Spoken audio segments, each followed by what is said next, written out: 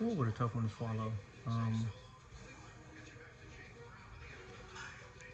really, really bad game today by Tua. Granted, a lot of factors went into um, to today's game. For instance, the line got dominated from the jump. Um, a lot of blown assignments, a lot of um, miscommunications. The interceptions though were stupid. Um, he threw one to Bullock. He threw the last two to Stinley. Um, the last one though was a slight underthrow to Reek. But to be fair, Reek didn't even. It didn't look like he was really going full speed. It looked like he was expecting to like drop in the bucket, and when he slightly underthrew it, Reek went up, had the ball in his hands. Had he aggressively caught that pass, that's a big chunk game. But because Stanley had his right arm in there, he racked it. He basically wrestled away from Tyreek. But that's no excuse for a receiver. You have to come down with a catch. You're talking about one of the biggest drives probably of the season, and you guys pretty much shit the bed. Defense has nothing to hang their head about. They played tremendous. They got a fumble.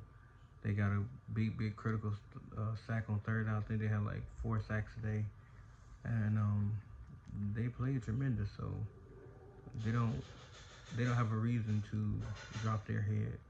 Offensively, we just got to figure out like where to go from here because I hate to say it, but it looks like Mike McDaniel will be losing his job based on what happened this year. But if he goes, Chris Greer should go because the line is due to butter. Again, and people keep saying, I've been reading the comments, man. The 3 picks are unexcusable, but let's be real here. That line is front to back ferocious. With Hunter and Will Anderson Jr. Um, I forgot the little kid, 98 up front. They literally just dared him to throw it in the windows. They played in the zone the first half. Second half, it went man. He started to pick them apart. Then they just started playing tighter coverage, and they forced the 2 picks in the second half. But to be fair, he didn't play a great game. Was it all on him? No. But everybody gonna put it on him now.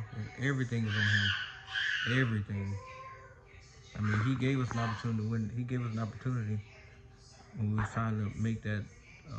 Before he threw that pick, the second pick he threw, we was damn near in the red zone, and then he threw that bad pass to Hill that got picked up by Stanley Jr. And then from there, I think the wall just caved in. But I think we abandoned the run game too early because had we just stayed the course, we probably put up another 2, 3 field goals. So instead of it being 20, it's now 18-20. But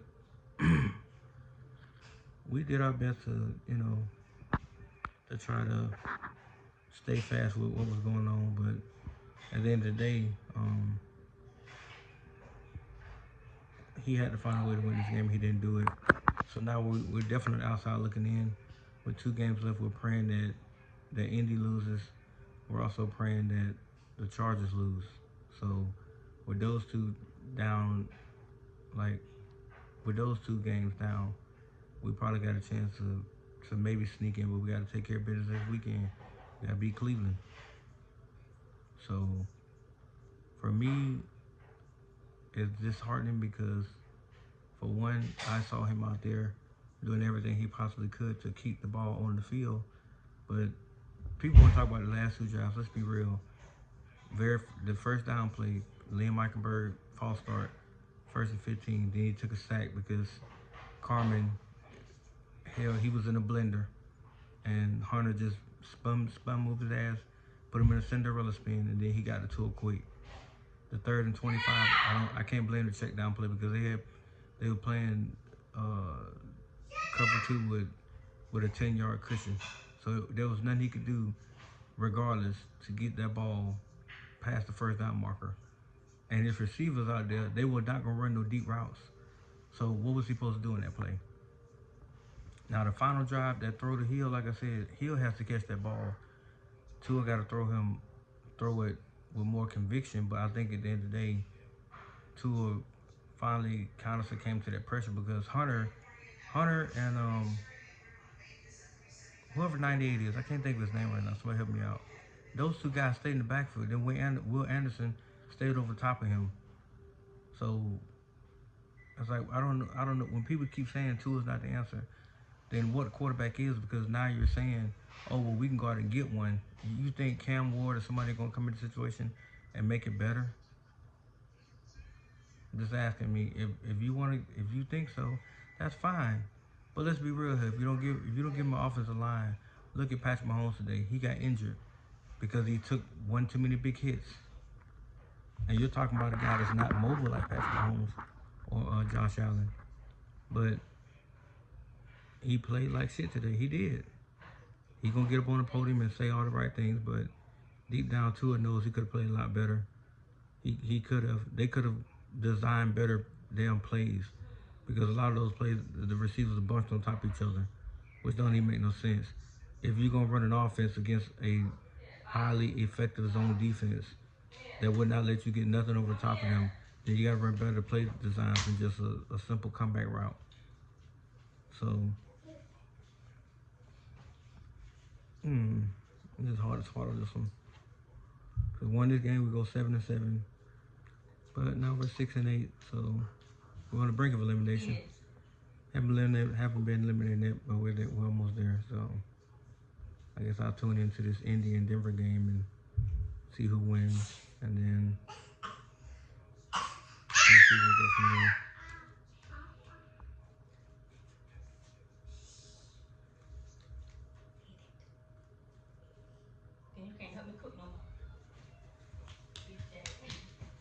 And he running behind you like, but yeah, that's a tough one.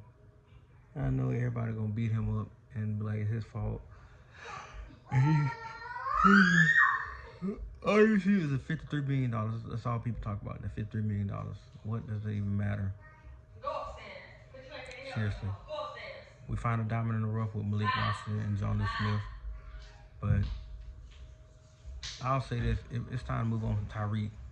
Maybe time to move on from Waddle. We got to get guys that are able to not only stretch the field but give us more depth with catching the ball, because Reek and Waddle are dynamic when they're in space, but a 6'2", 6'3" receiver makes a hell of a difference for an offense, because you can put the ball up to them and they can go get it.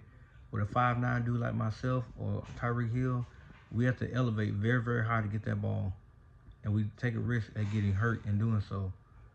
So it looks good when we catch the ball, but let's be real here. Reality says the chances of you getting either your ankle getting rolled over or somebody undercutting you is very high, because you got to leave the ground and go get the ball sometimes.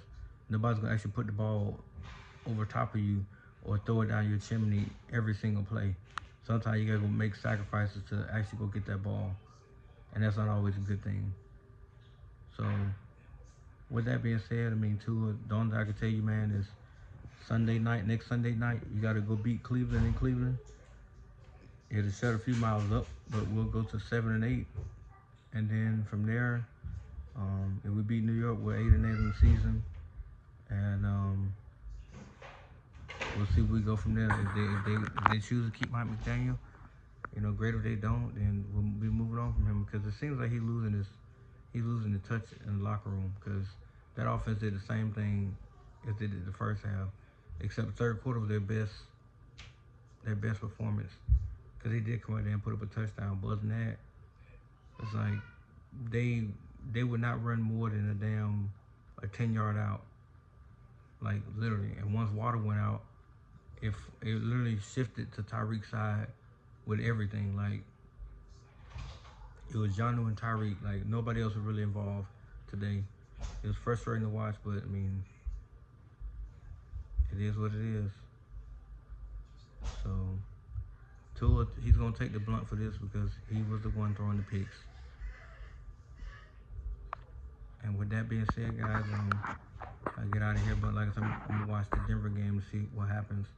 If they can somehow beat Indy, then we're still in there.